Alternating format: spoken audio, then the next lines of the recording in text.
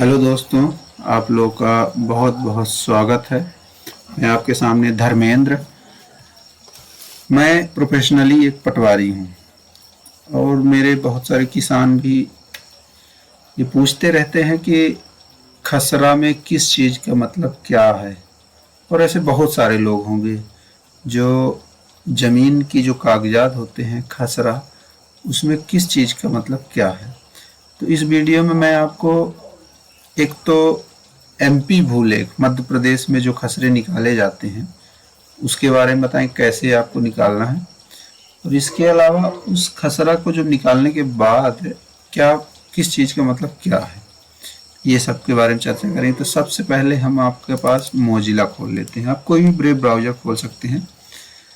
इसके बाद जैसे ही वेब ब्राउज़र आप खोलेंगे, यहाँ पे एमपी भूलेख डालेंगे। चूँकि हम इसको बार बार सर्च करते रहते, चूँकि हमारा एक प्रोफेशन है, तो ये ऑटोमेटिक एमपी भूलेख आ गया है।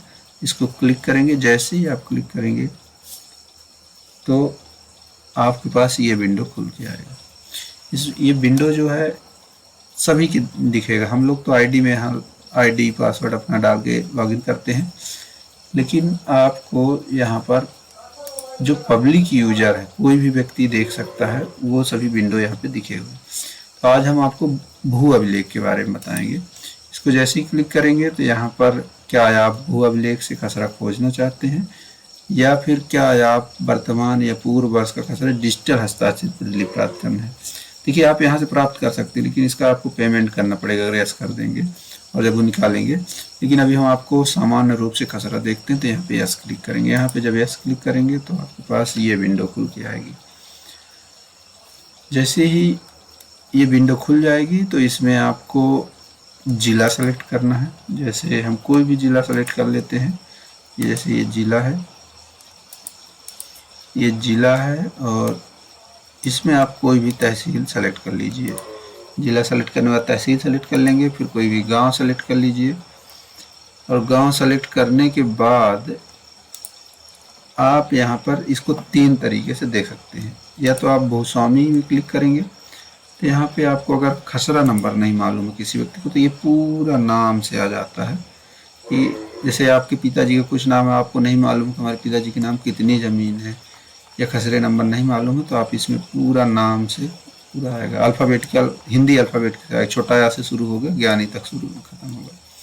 इसके अलावा अगर आपको खसरे नंबर मालूम है तो आप खसरा नंबर को क्लिक करेंगे, और जैसे ही खसरा नंबर क्लिक करेंगे तो यहाँ पे आप कोई भी खसरा सेलेक्ट कर लीजिए। जैसे हम ये वाला खसरा नंबर सेलेक्ट करते हैं। इसके बाद आप कैप्चा डालेंगे।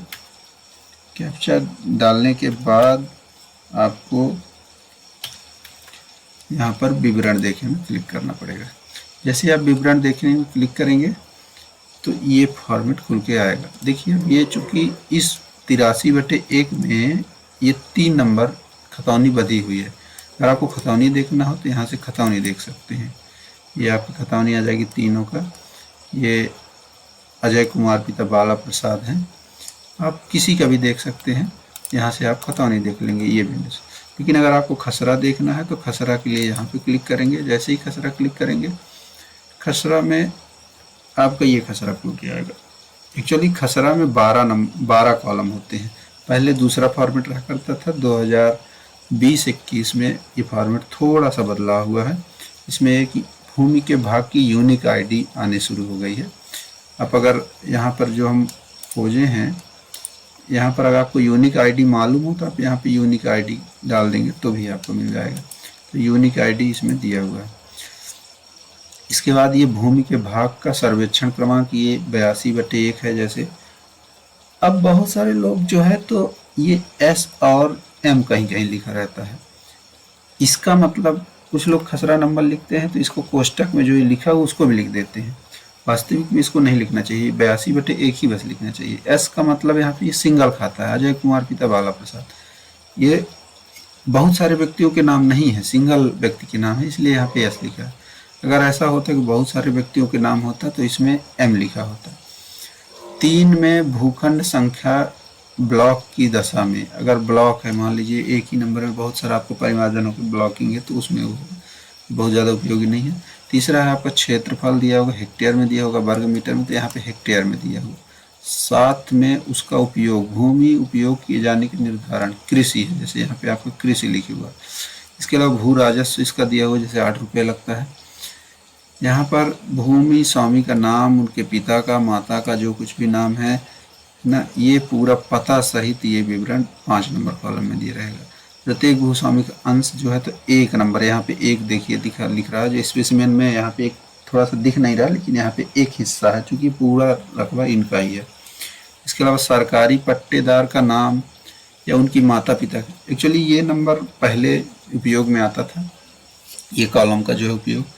जैसे कोई शासकीय ज़मीन है, उसमें कोई आदमी बसा हुआ है, बहुत दिनों से बसा हुआ है, लेकिन उनका भूस्वामी तो नहीं बने हैं, लेकिन वो बसे हुए हैं, तो इसलिए शासकीय ज़मीन में जब पट्टा हुआ करता था कि हमारा जो है तो कब्जा ही लिख दीजिए, वो कब्जा जो लिखने की जो प्रक्रिया हुआ करती थी वो 7 नंबर कॉलम में लिखी जाती है। फिर कोई मौरूसी काश्तकार यदि कोई हो, मतलब कि जैसे आपकी अजय कुमार की ज़मीन है, कोई व्यक्ति फला व्यक्ति लिया हुआ है और उस व्यक्ति का नाम यहाँ पे दर्ज हो जाएगा। बहुत दिनों से खेती अधिया बटाई में लिया है, खैर ये भी अब प्रथा बंद हो चुकी है कि इसमें से किसी का नाम लिखा जाए। फिर इसके बाद अगर आपकी ज़मीन बैंक में बंधक होती तो यहाँ पे दर्ज होता कि इस बैंक में इतना रुपए लेकर के लोन लिया गया है और यहाँ पे बंधक है। आपके खसरे में कौन सी फसल बोई गई है, रबी में, खरीफ, रबी, जायद में, तो ये सब यहाँ पे विवरण रहेगा। फसल के अधीन क्षेत्रफल, मतलब गेहूं है तो कितना रकबा है, धान है तो कितना रकबा है। अगर आप कोई जायद फसल में मान लीजिए सब्जी लगाए हैं, आप भिंडी लगाए हैं, प्याज लगाए हैं, उसका रकबा क्या है। इसके अलावा जैसे 12 नंबर में जो अन्य चीज़ें रहती हैं, जैसे बंधक मध्यांचल बैंक, इन्होंने बंधक लिया है, अब कहेंगे इसमें क्यों नहीं दर्ज, एक्चुअली ये पुराना बंधक अब जो दर्ज होता है इस 9 नंबर में कॉलम में होता है।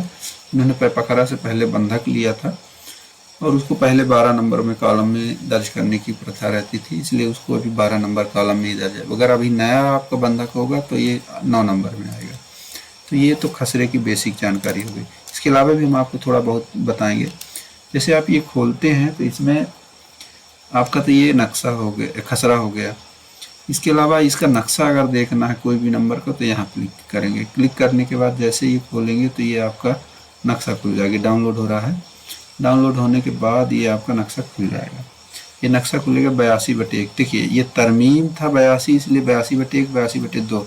अब किसी नंबर का अगर तरमीम नहीं होगा तो एक अष्टा भी दिखाएगा। चूँकि तरमीम अभी लगभग पूरे मध्य प्रदेश में तो काफ़ी है, लेकिन जिस क्षेत्र का मैं देख रहा हूँ उसमें लगभग 10 से 15% तरमीम हुई है। तो अगर मूल नक्शा दिखाता है तो उसमें भी घबराने की जरूरत नहीं है, तरमीम करवाएं। तरमीम का आवेदन दें नायब तहसीलदार महोदय के यहाँ, और उसके बाद आप अपना तरमीम करा सकते हैं। इसके अलावा भी और ये जो सभी बिंदु इनके बारे में थोड़ा सा चर्चा कर लेते हैं। जैसे देखिए अभी जो आप खसरा में देख रहे थे, खसरा में ये हमने खसरा देखा, ये तो खतौनी है, ये खसरा देखा, तो इसमें जो नाम है तो आपका यहाँ पे भी नाम दिखेगा भूस्वामी विवरण में। ये अजय कुमार पिता बाला प्रसाद रगौली के हिस्सा 1 है। अब इनका कोई प्रभार, अभी इन्होंने बैंक से जो ऋण लिया है वो वास्तविक रूप से दर्ज नहीं है, चूँकि पहले ले लिए थे, पहले दर्ज होने की प्रक्रिया नहीं रहती थी, काफ़ी समय से लिए होंगे। अब अगर लेंगे ना अभी 2021-22 के बाद तो विधिवत दर्ज होगा। फसल का विवरण, वैसे इनके खेत में फसल बोया जाता होगा लेकिन ये दर्ज नहीं है, जबकि इसमें दर्ज होना चाहिए। ये दर्ज किसी भी कारण से हो सकता है, खसरा अपडेट ना हुआ हो।